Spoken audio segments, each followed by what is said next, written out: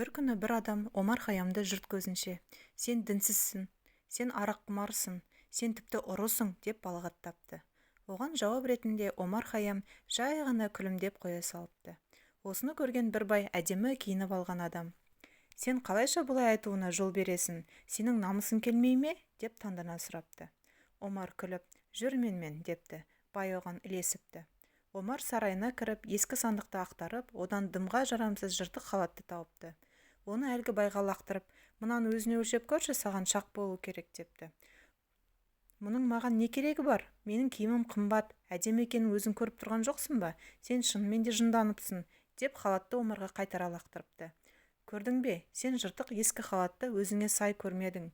Сол сияқты мен де маған айтылған балағат сөздерді өзіме сай көрмедім.